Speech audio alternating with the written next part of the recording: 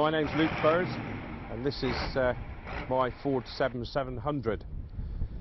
Long story really. We've owned this tractor for 30 years. We bought it as a standard 7.7. It did all the raking with a 30-foot rake in front of the forager for 25 years, and it was pensioned off. The windscreen had fallen out because the cab had rusted.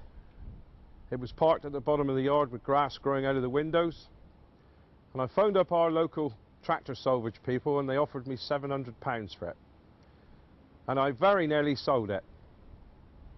We'd also got a combine, a Dominator 100, which had a Perkins 605 V8 engine.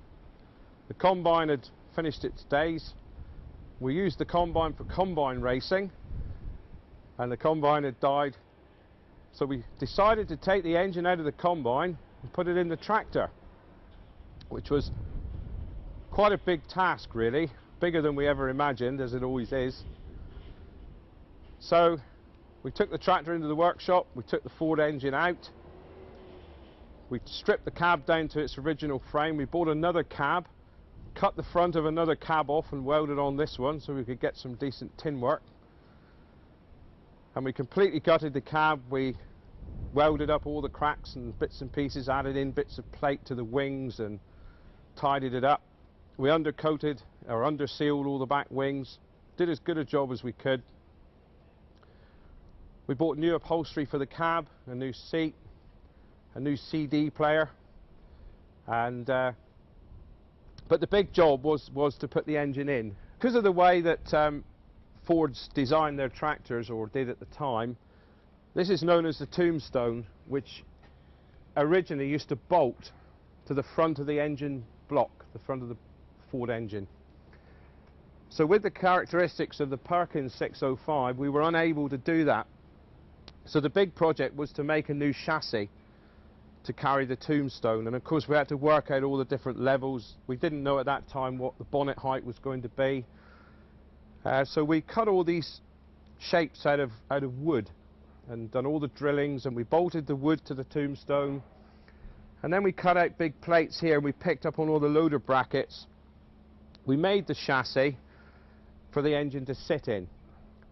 Fortunately, the Perkins flywheel was only ½ an inch bigger than the Ford flywheel, so it would go in the bell housing. We had to grind off a little tiny piece.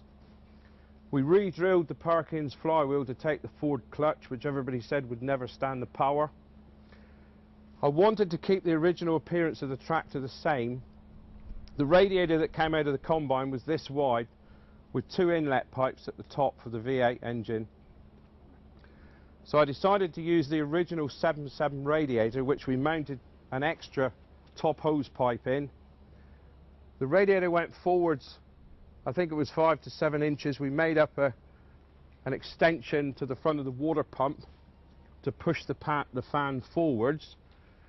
Because of the pulley sizes on the Perkins, it meant that the fan was running about 100 RPM faster than it would have on the Ford engine. So we were happy that we'd got some extra draw on the radiator. Another big issue was, like I said, I wanted to keep the appearance the same. So with using the original radiator, we were able to do that. The whole bonnet went up about 40 mil. We added 40 mil to the bottom of the 3 front panels. We had to cut out this little piece on the side panel. We put an extra lip inside so it's almost original. The bonnet is that much longer. That's the back end of a TW20 bonnet, which we had as a donor bonnet. So that's how much longer the tractor is. All the bonnet heights, everything worked out perfectly really. We then were thinking the next thing was the power steering pump.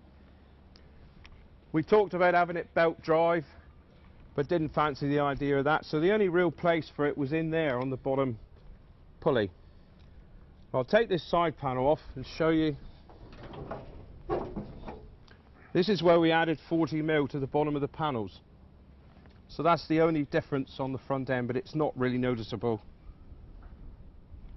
So what we did with the power steering pump is there. We made this bracket which fits to the inside of the tombstone.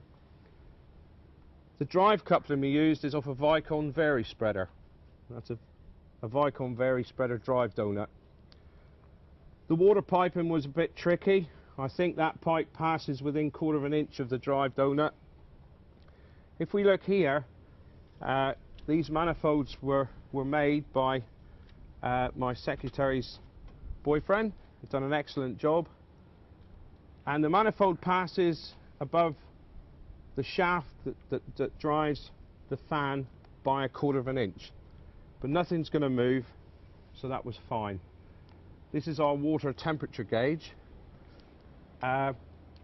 Moving on to the air intake, we wanted to do something a bit special with this. So that is Seddon Atkinson, that is slurry tanker hose clips, that is Lifton Milk Factory, and that is an American drag racing air filtration unit.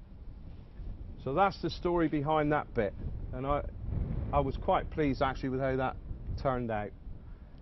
Now, moving on to the stickers, we make our own stickers here, and I said to the girls I wanted something special, so I'll just pop that back on a minute. So we wanted to brighten it up a bit, so we edged it in red, we made this a bit bigger, we've got a nice bit of black on board.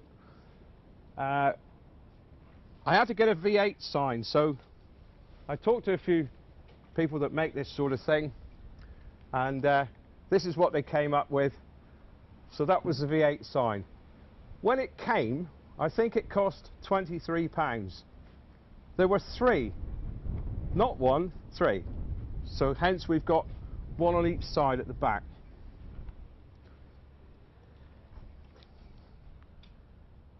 Now we've been running Big Plant for a long time. Back in the early 90s, I ordered an exhaust pipe for a Caterpillar D4 bulldozer. When it arrived, it was the wrong one. It was a Caterpillar D6 exhaust, and it was the only stainless steel one that I'd ever seen. So I put it back in the store, repaired the old one, kept it for 20 years, and I thought something will come along for that one day. So there's the D6 exhaust, which sits up there quite nice, and it's all linked up to the manifolds. We were going to have it straight through. Well, it was too noisy. It would wake anybody. So we stuffed it with chicken wire. We rolled up some netting as tight as we could, stuck it up the stack, and it's what you've just heard. It's quite nice. The fuel tank, we had a big problem with the fuel tank because we had to redesign the brackets on the back end and the front. We also needed room on the other side. There's a gap where you can push 4 fingers in to push the excess fuel button in, so we needed to make sure we had access there. But anyway, we did manage to achieve the original fuel tank. We had to alter all the inlets on top of the bonnet. We cut out the oval hole, which was the original 7/7 shape. We pleated the edge, made a circle, and put it where we wanted it to be. We were still able to use this auxiliary fuel tank as well, which you do need, because it does drink a lot of diesel. So we've got it's as original as we could possibly get it. Moving on to the wheels, we've got such a big engine, we've got a big tractor now, so we decided to go for some bigger wheels. So we went to our John Deere agent, who, as luck would have it, had these wheels which came off a John Deere Forager. So we brought them home, cut the centres out. Our local engineering company made these wheel flanges, which we welded in to the wheel. Absolutely perfectly true. We tacked them in there on the blocks, put the tractor in gear, measured the side until we got them perfect, and then we welded them up. So that's the story of the back wheels.